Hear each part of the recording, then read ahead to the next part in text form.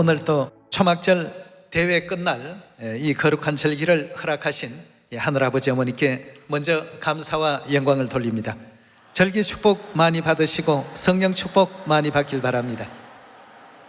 오늘 여러분과 더불어서 하나님의 초막절 끝날에 허락해 주실 하나님의 성령 축복에 대해서 말씀 함께 보시겠습니다. 먼저 레위기 23장을 열어보도록 하겠습니다. 23장 33절의 말씀 함께 보시겠습니다. 여호와께서 모세에게 일러 가라사대 이스라엘 자손에게 고하여 이르라. 7월 15일은 초막절이니 여호와를 위하여 7일 동안 지킬 것이라. 첫날에는 성회가 있을지니 너희는 아무 노동도 하지 말지며 7일 동안 너희는 화제를 여호와께 드릴 것이요 제8일에도 바로 오늘입니다. 너희에게 성회가 있을 것이며 화제를 여호와께 드릴지니 이는 거룩한 대회라. 너희는 아무 노동도 하지 말지니라 하였습니다. 초막절은 첫날과 끝날이 굉장히 참 중요한 날로서 구약에도 그렇게 언급이 되어 있는데요, 신약에 와서 실물과 또 그림자의 그 관계 속에 등장하는 초막절 끝날에 대한 예언을 한번 살펴보도록 하겠습니다. 요한복음 7장 1절의 말씀 같이 보시겠습니다. 이후에 예수께서 갈릴리에 다니시고 유대에 다니려 아니하심은 유대인들이 죽이려 함이더라. 유대인의 명절인 무슨 절기라고 했습니까? 14절로 넘어가 보시면 이미 명절의 중간이 되어 하는 것은 초막절 명절의 중간이 되었다 하고 했습니다. 그 다음 37절로 넘어가겠습니다. 37절의 말씀 보시면 명절 끝날, 바로 오늘입니다.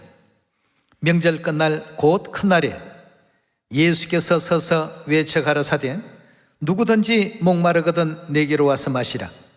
나를 믿는 자는 성경의 이름과 같이 그 배에서 생수의 강이 흘러나리라 하시니 이는 그를 믿는 자의 받을 성령을 가리켜 말씀하신 것이라.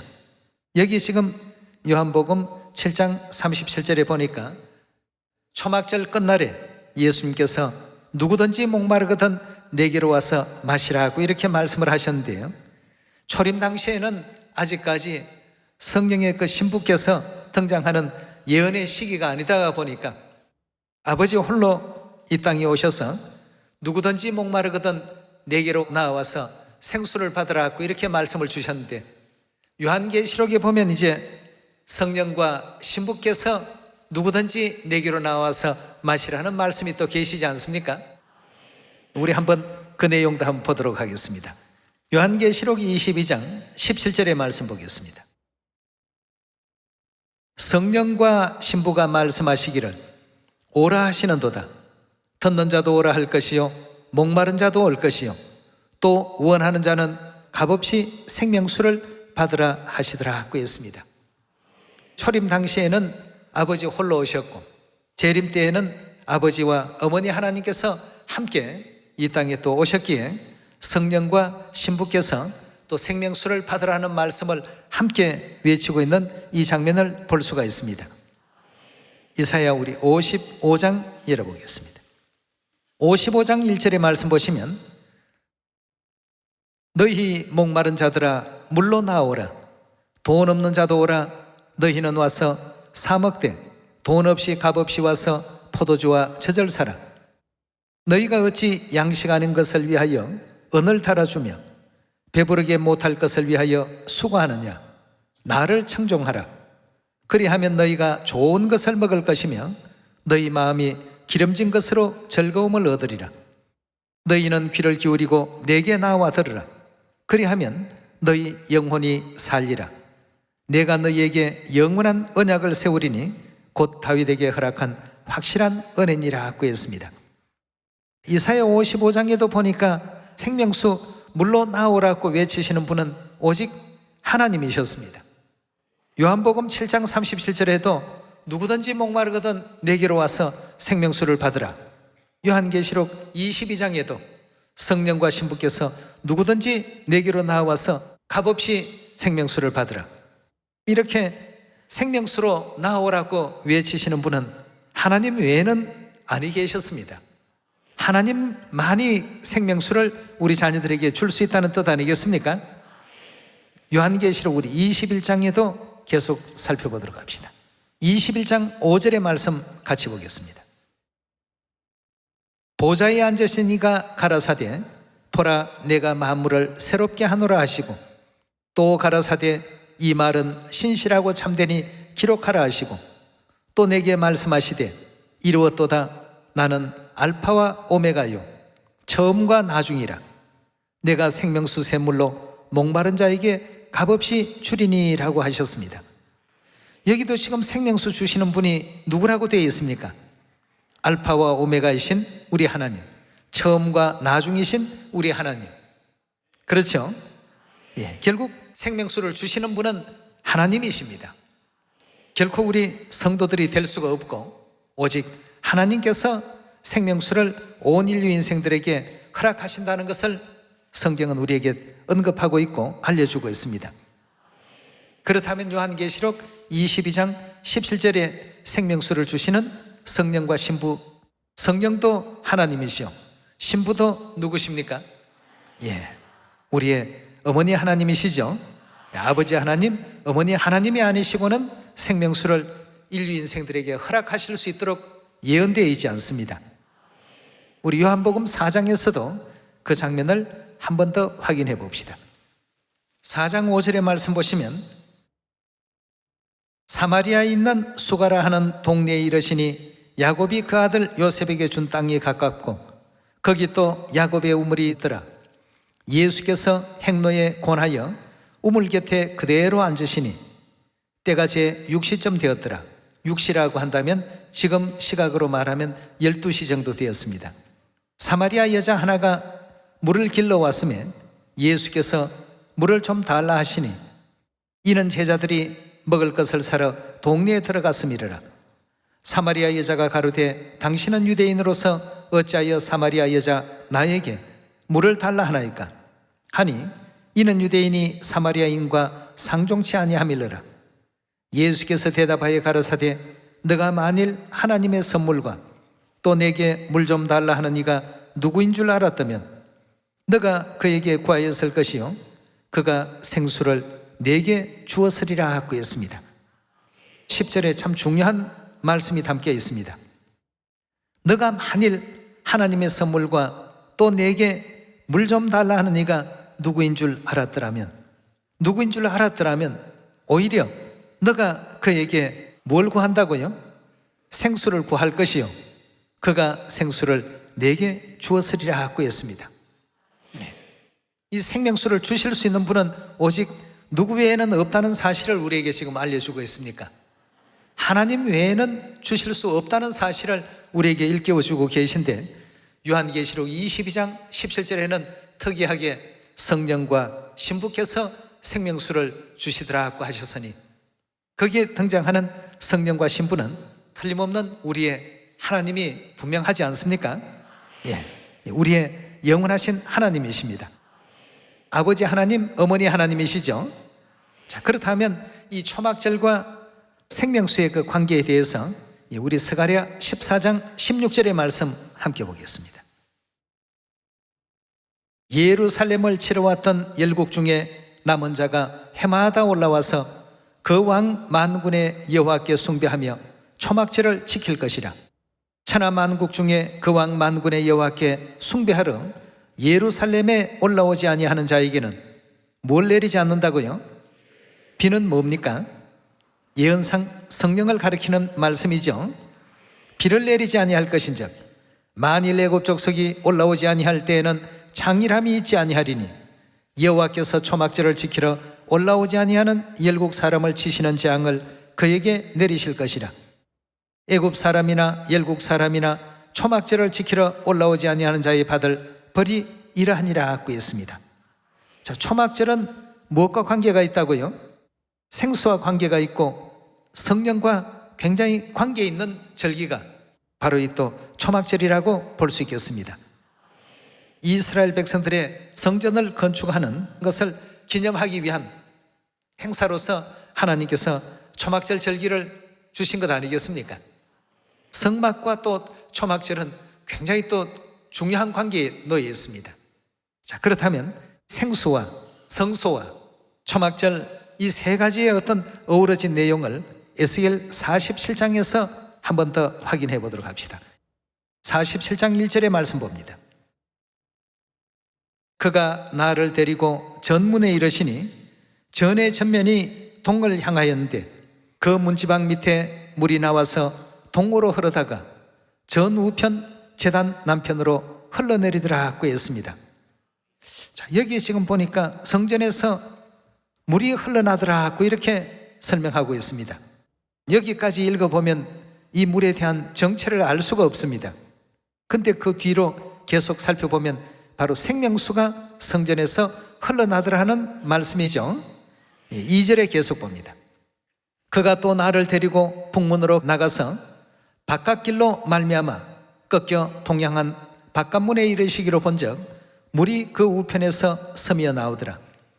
그 사람이 손에 줄을 잡고 동으로 나아가며 일천척을 청량한 후에 나로 그 물을 건너게 하시니 물이 발목에 오르더니 다시 일천척을 청량하고 나로 물을 건너게 하시니 물이 무릎에 오르고 다시 일천척을 청량하고 나로 물을 건너게 하시니 물이 허리에 오르고 다시 일천척을 청량하시니 물이 내가 건너지 못할 강이 된지라. 그 물이 장일하여 헤엄할 물이요 사람이 능히 건너지 못할 강이더라. 그가 내게 이르시되 인자야 내가 이것을 보았느냐 하시고 나를 인도하여 강가로 돌아가게 하시기로 내가 돌아간 적 강 좌우편에 나무가 심히 많더라. 그가 내게 이르시되 이 물이 동방으로 향하여 흘러 아라바로 내려가서 바다에 이르리니 이 흘러내리는 물로 그 바닷물이 소성함을 얻을지라. 이 강물이 이르는 곳마다 번성하는 모든 생물이 살고 또 고기가 심히 많으리니 이 물이 흘러 들어가므로 바닷물이 소성함을 얻겠고 이 강이 이르는 각처의 모든 것이 어떻게 된다고 했습니까? 그렇다면 이 물은 도대체 어떤 물입니까? 흘러 들어가기만 하면 모든 것이 전부 살아나니까 이 물은 생명수의 물 아니겠습니까? 그렇다면 여기서 말하는 이 강의 이름은 또 무엇이겠습니까? 생명수의 강이죠. 이 강이 이르는 각처의 모든 것이 살 것이며 10절입니다. 또 이 강가에 어부가 설 것이니 엔게디에서부터 에네글라임까지 그물 치는 곳이 될 것이라. 그 고기가 각기 종류를 따라 큰 바다의 고기같이 심히 많으려니와 그 진펄과 개펄은 소성되지 못하고 소금 땅이 될 것이며 강 좌우가에 각종 먹을 실과나무가 자라서 그 잎이 시들지 아니하며 실과가 끊치지 아니하고 달마다 새 실과를 맺으리니 그 물이 어디에서 나왔다고 했습니까? 이 물이 나오는 그 근원지가 바로 성소로 말미암아 나옴이라.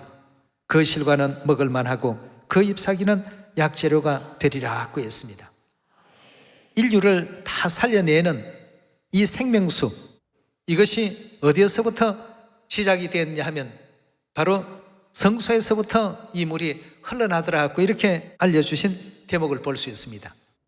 여기에 지금 생명수로 말미암아서 흘러 들어가는 곳곳마다 죽어있던 인류가 전부 다 살아남을 얻더라고 했습니다.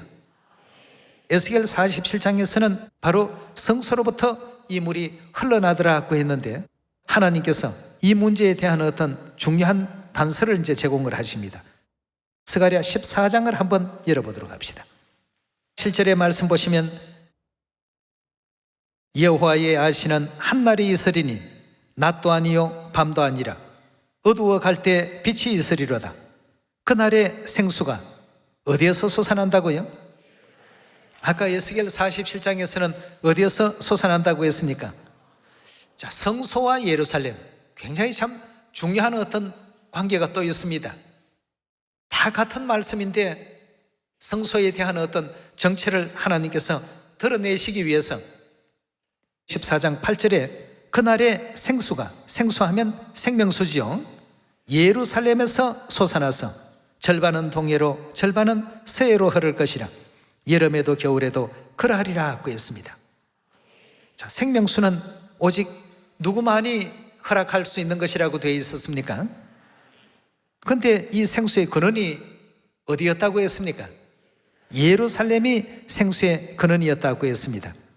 자, 그렇다면 이 생수의 근원인 예루살렘을 우리가 찾아가 보지 않을 수가 없겠죠. 하나님의 백성들은 하나님을 다 찾아서 올 수 있도록끔 짝된 말씀들을 전부 연결지어 놓으셨습니다.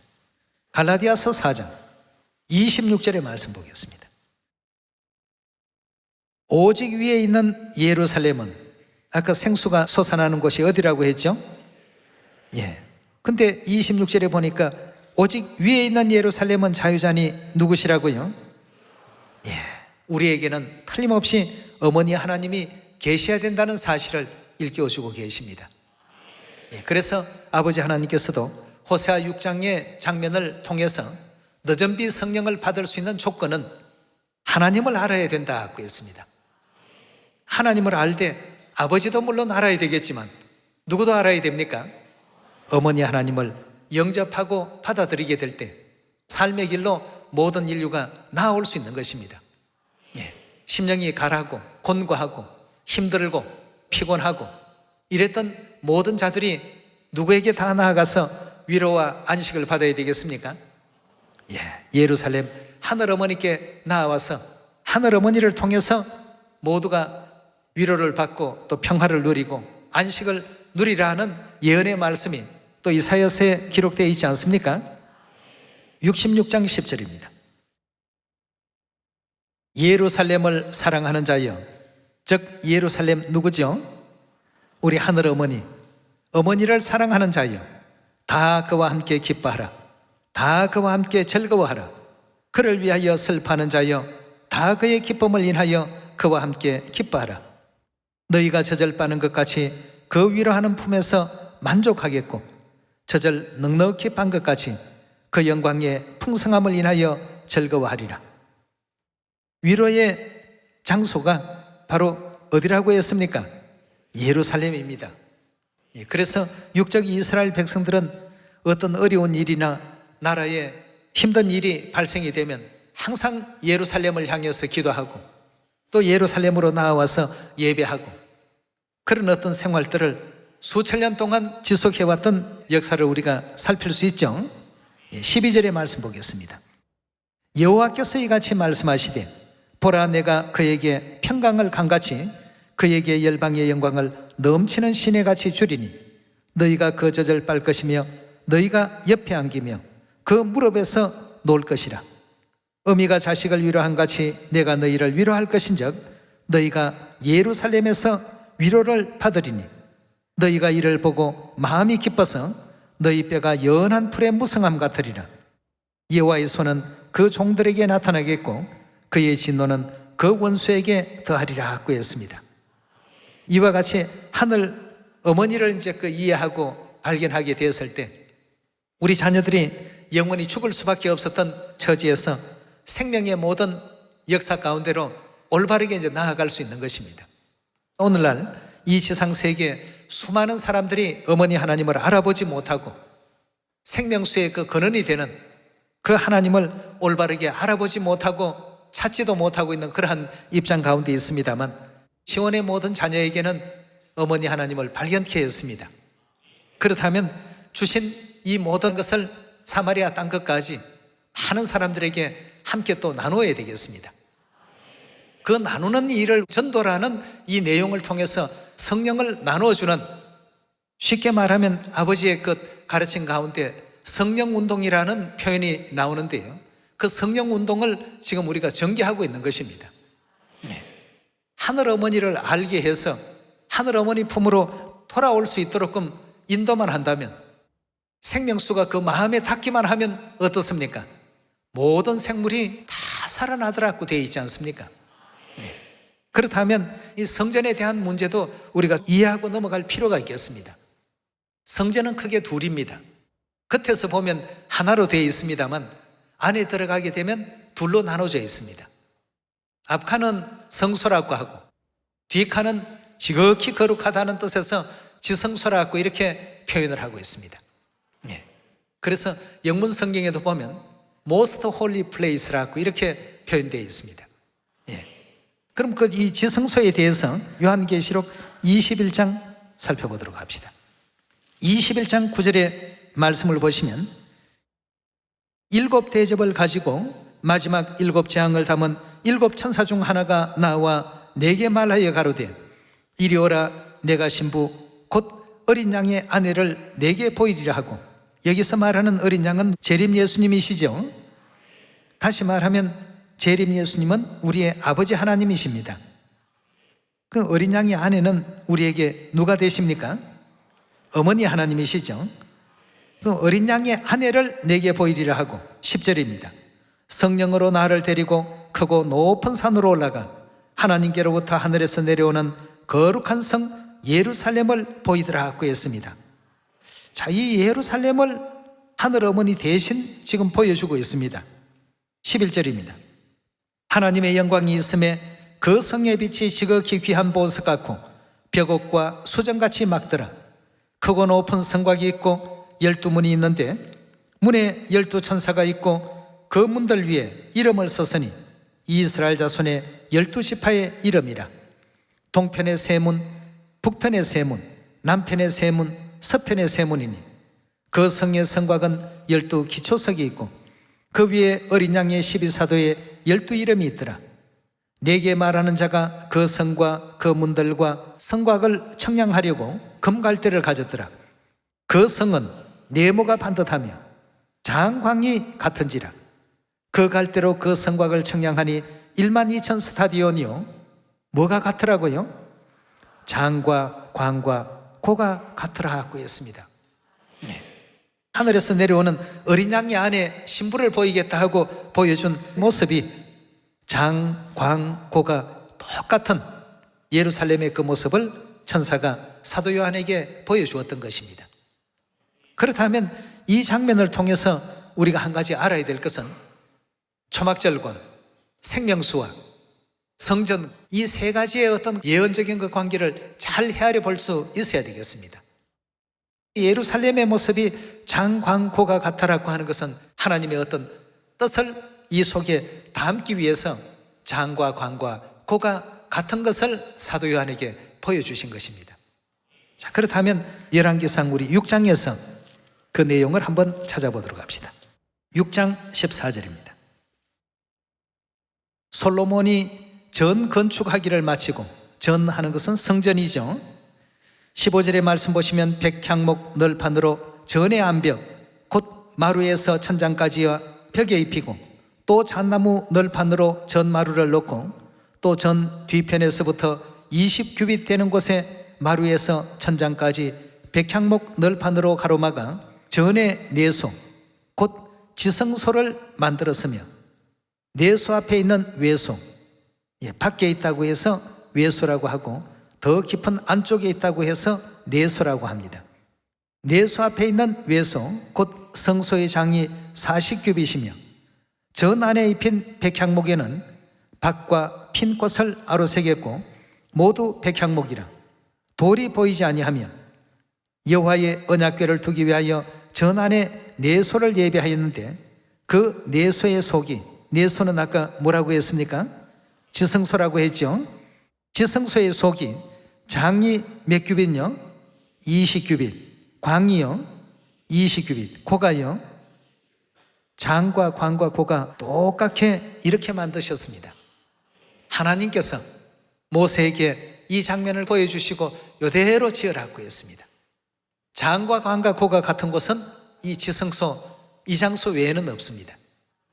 근데 그 장소가 요한계시록 21장에 사도 요한에게 보여주실 때 누구로 보여주시고 누구로 나타냈습니까?